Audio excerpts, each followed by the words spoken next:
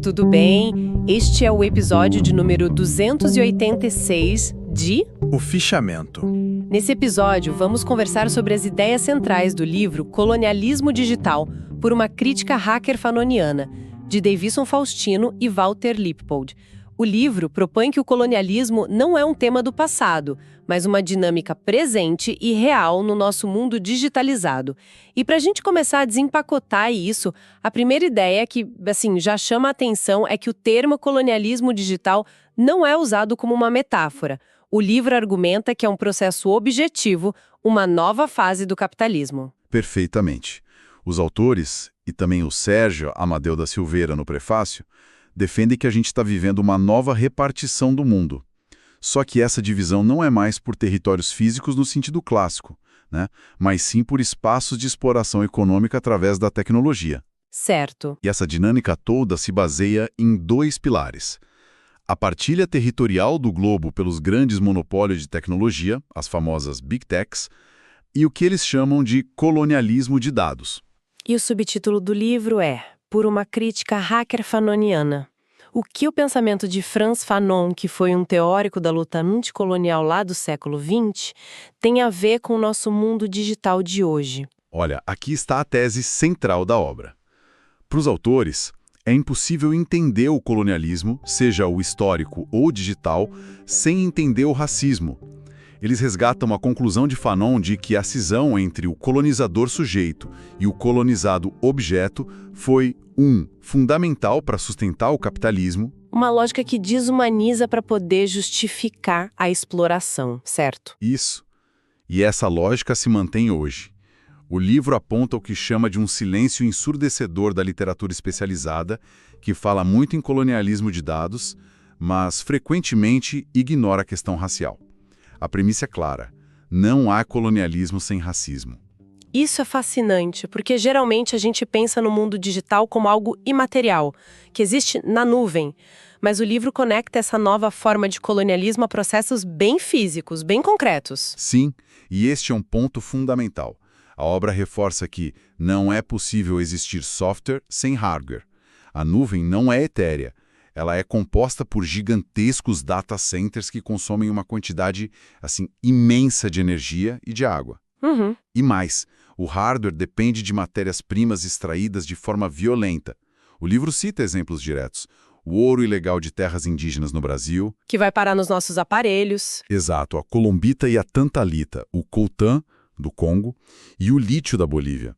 Esses materiais são a base física dos nossos smartphones e computadores. Então, a exploração de recursos naturais continua, mas há também uma nova forma de extração.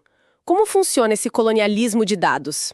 Os autores o descrevem como uma acumulação primitiva de dados, fazendo um paralelo com a assim chamada acumulação primitiva de Marx. Se no início do capitalismo houve a expropriação violenta de terras e saberes para criar a classe trabalhadora, certo. Hoje a gente vive a expropriação da própria experiência humana. Como assim, da experiência humana? Nossas interações, nosso tempo de lazer, nossa criatividade, tudo é convertido em dados. Esses dados se tornam a matéria-prima.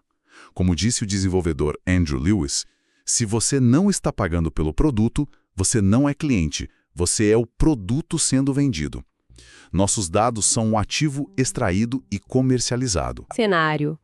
O livro fala em racismo algorítmico. Os autores vão além. Eles propõem o conceito de racialização digital. A preocupação é que a expressão racismo algorítmico pode passar a ideia de que o problema está no código e não nas relações sociais que o produzem. Ah, entendi. Como se fosse um erro técnico, um bug, e não um reflexo da sociedade. Isso. Eles se apoiam no trabalho de Tarcísio Silva, que descreve os pilares desse racismo. E quais são esses pilares? O primeiro é o looping de feedback, sistemas de inteligência artificial que reforçam preconceitos que já existem na sociedade. O segundo é a humanidade diferencial, a tecnologia que promove o grupo hegemônico em detrimento de outros. Certo. E depois a colonialidade global.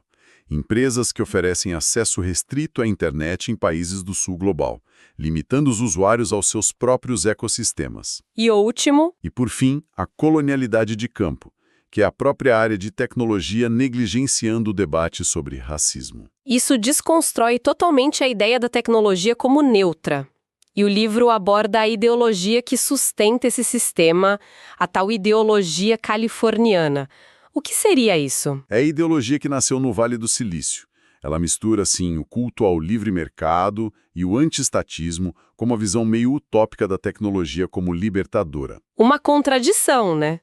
Porque a internet surgiu de investimentos estatais militares. Exatamente.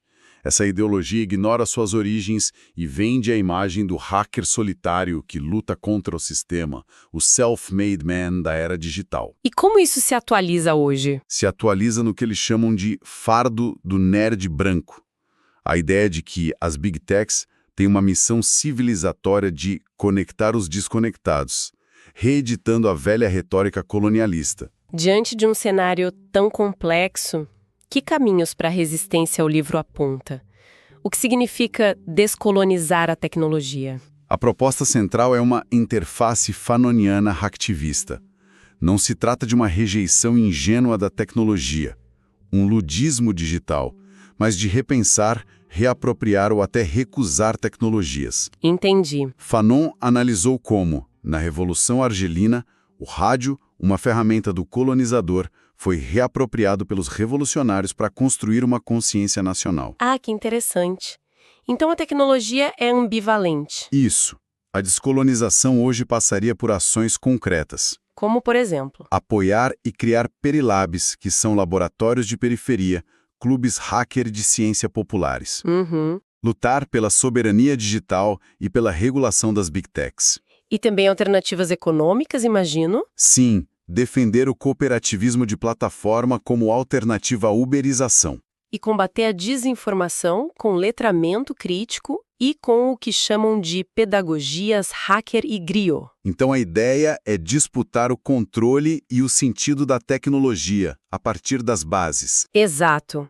O livro conclui que a luta de classes hoje também passa por esses fenômenos. A chance de descolonização tecnológica está no fortalecimento de novas formas de luta e organização dos trabalhadores e usuários, que são a massa de carne e osso que sustenta com sua força de trabalho o reificado mundo dos bits. A obra detalha como o colonialismo digital busca transformar toda a vida social em uma extensão da fábrica. E, ao final, menciona um fato concreto: a formação do primeiro sindicato de trabalhadores da Amazon, onde a exploração de classe e racial foi exposta. Isso nos deixa com uma reflexão. Pois é. Se as ferramentas tradicionais da luta operária, como a sindicalização, começam a surgir no coração do império digital, o que isso sinaliza? Talvez a resistência mais eficaz a essa fabricalização da vida não venha de uma solução puramente tecnológica, mas da adaptação de táticas de organização coletiva que a gente já conhece. Uma provocação interessante. Fica a pergunta: como seria um sindicato de usuários, onde nosso trabalho de gerar dados fosse reconhecido e negociado coletivamente? E se você gostou de nosso papo, compartilhe nosso podcast com seus amigos, porque é tempo para o entendimento. Até a próxima!